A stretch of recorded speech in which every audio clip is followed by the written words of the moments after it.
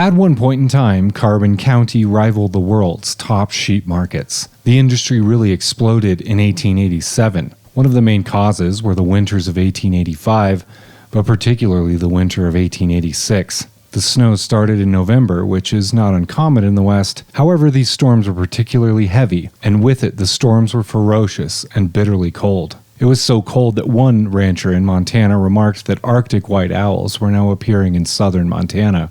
The ice storms persisted and did not let up. Sadly, the storm sparked off what would become known as the Big Die-Off.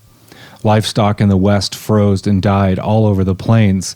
Some ranches lost 60 to 95% of their herds. All in all, it really ended the days of the cattle barons in the West and drastically changed the livestock economy in the United States. The massive shortages in beef caused ranchers in Carbon County to rethink a new strategy. Sheep ranches began to pop up all over Carbon County as ranchers began importing hundreds of thousands of head of sheep from the West Coast. One of the earliest sheep outfits were the Cosgriff brothers. At one point, they managed a herd of 125,000 head. The Cosgriff brothers used the former site of Fort Fred Steele on the Platte River. Fort Steele became one of Carbon County's most important hubs for shipping due to its location on the river and the railroad. Massive timbers were floated up the river from encampment to Fort Steele to be loaded onto train cars for eastern and western markets. The Cosgriff brothers used this site and operated their empire from it. One of the most important and iconic images of sheep ranching came from Rawlins.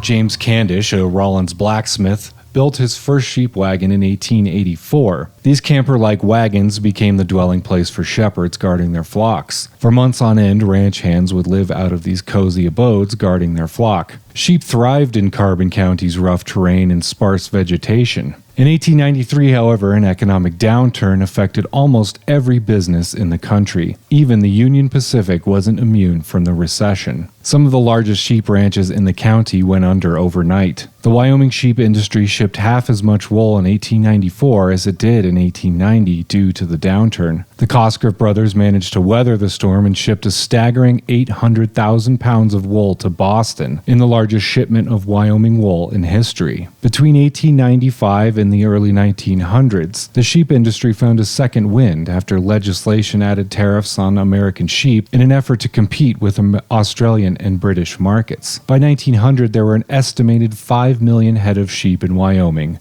far outpacing cattle in every metric. This massive upswing in sheep caused the cattle market to dip as sheep ranchers began selling off more and more lamb and mutton to consumers. Cattle ranchers began pushing harder and harder on the sheep market and were claiming that open grazing lands were being dominated by the smaller animals, not leaving much room for cattle grazing. 1908 saw the absolute peak of sheep value in Wyoming as it topped the beef market. As the decades dragged on, criticism of the nature of sheep continued. One rancher said that sheep were built for desert and would consume everything like a caterpillar, even after all the grass was consumed. Cows need more grazing land than sheep, and the pressure was on as open grazing lands began to shrink. New laws and bureaucratic red tape put an end to the nomadic sheep herder. Lands were now leased or purchased due to these new laws. By World War II, the sheep population numbered 4 million in Wyoming, but this would be short-lived and the last gasp of one of Wyoming's and Carbon County's economic bastions. By 2011, there were less sheep in Wyoming than the Cosgriff brothers had in their entire flock in 1890. Despite the downturn, the sheep industry in Carbon County has become a source of pride in our cultural heritage. Ranchers dealing with the harsh desert conditions were able to grow a multinational business empire that rivaled the stalwart UK and Australian markets, and for a glimmer in time, Wyoming wool was known to be the best in the world. It has created iconic images of the county.